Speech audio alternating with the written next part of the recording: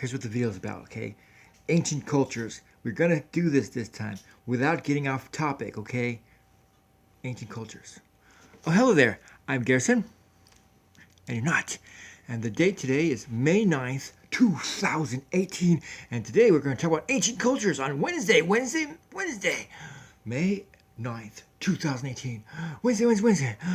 My video is called Ancient Cultures, question mark, exclamation point, question mark, because we're going to talk about ancient cultures like the Sumerians, the Babylonians, the ancient Greeks, and the ancient Romans, and all kinds of people. Let's see what Doggy thinks. I think you're completely crazy, and we'll try to keep on topic, but every time we talk about something important, we keep talking about crazy things, okay? And I am Donkey, Princess, Queen, and Empress of the world, and I want to talk about Sumerians. They wrote this language called cuneiform.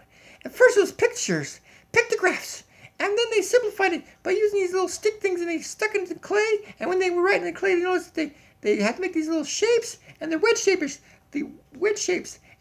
were called cuneiform, which means wedge-shaped pictures, okay? And then they started simplifying the pictures into just wedge shapes so it would be faster to write, and they had a whole bunch of them. And then later on, Babylonians and other people started using the writing of the Sumerians and the Babylonians, and they had these languages all together, and it was so crazy because you had two languages and they were using them together, and it's so complicated. And even the ancient Persians were using a form of cuneiform in a syllabic writing where each syllable was like ba, ka, ta, whatever, and they were written in kind of like a cuneiform.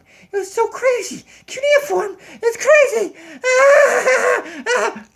Okay, that's enough. It just no. Cuneiform. No, stop. Okay.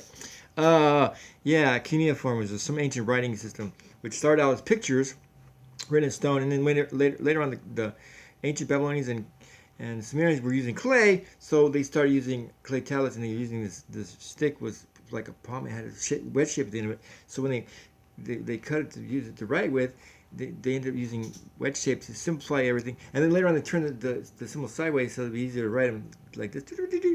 And yeah, other languages started using that writing system, and it was just crazy and got complicated.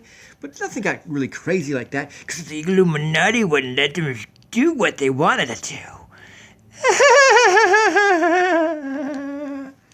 See, I told you get off topic. It has nothing to do with the Illuminati. It had something to do with people, and they were writing in this weird language. It was just pictures. And then one guy was using syllabaries, but no one had an alphabet until one day. There's these Egyptian people, okay, and they captured these white people that were living with them. At first they were living peacefully. They were called the Israelites, okay? And the Israelites are Hebrews at the time. They were called Hebrews. They went over there in Egypt, and they lived in Egypt for like 40 years, and they had these symbols, okay? They wrote in Egyptian. And then when they were there in Sinai Desert for like 40 years, they simplified some Egyptian symbols and used the first letter of these Egyptian symbols in the Hebrew words. Like a picture of a house, they used the first letter of it, which was Beth, in ancient Hebrew is Bet, B-E-T-H, and they used the first letter for it, B, and they simplified it into making the letter B, and they invented the alphabet. Yes, under Moses. I think that's what happened. The ancient Hebrews took the Egyptian symbols, some of them, and like 22 of them, I think, and they turned them into an alphabet, and then that alphabet they took it to Canaan land with them, and when they took over the Canaanites spread the alphabet to the one guys who everybody started calling it. They're Tyre and Sidon, the cities, and what people call Lebanese nowadays, whatever, and what they used to be called Phoenicians. The Phoenicians spread the alphabet to the Greeks, and the Greeks spread it to the Romans, and the Romans spread it to us, and now we all use an alphabet, except for the crazy Chinese people. They still use pictographs. What is wrong with you Chinese people? Stop using pictographs. Okay, calm down now. And well, Chinese culture goes like 4,000 years. Anyways, it goes back ancient times. They've been using pictures, and then they simplified their pictures into what they are now. And in mainland China, they use simplified pictures, and in on other places where Chinese is spoken or written or whatever, they still use the older pictures, and it was made really big because they used them for painting their symbols and stuff. And yeah, they still use pictures. I don't know why, but they do have an alphabet they developed called pinyin or something like that, which spells the sounds. But the Chinese hardly ever use that. But most languages use alphabets. Let's see what Donkey thinks about that. But the Japanese, they took the Chinese symbols and they started using them. And then they simplified that and only used a couple hundred of the Chinese symbols. And then they started making their own syllabary. But then they invented two syllabaries. They had hiragana and katakana. Yeah, that's what it's called. Katakana and then hiragana and all these other ganas and kanas. And what the flip? Why do you need two syllabaries and a Chinese symbols for writing your language? Stop. Use the alphabet. Use an alphabet. It's only a few letters. All right. And if you want to use a symbol every once in a while, like a little dash or a dot above or below a letter, just to change the vowel sounds and stuff like that, that's okay. But then there's Korean. They took some symbols and they made them like squares, and they're syllabaries. But look, that's not a syllabary. And then they thought it was maybe it's pictographs, but it's not picture. It's because some emperor and Korea supposedly took some pictures of Chinese and they simplified it to just lines, and he made an alphabet, but then they erased the alphabet in like 4 letters and then 4 letters and 4 letters. It's crazy.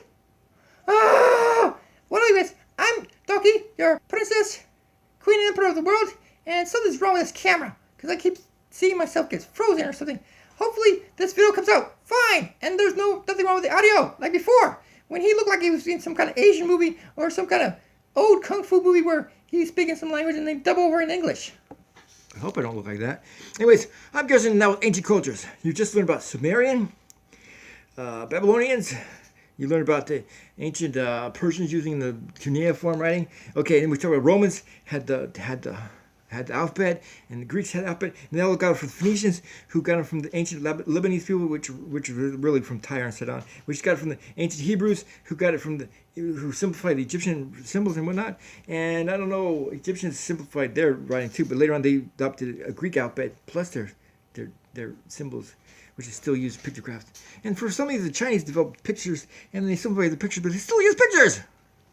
It's crazy. There you go, ancient cultures. Now let's talk about something else. Ooh. Ooh. Ooh. Ooh. Ooh. Ooh. Ooh. Ew. What the flip are we doing?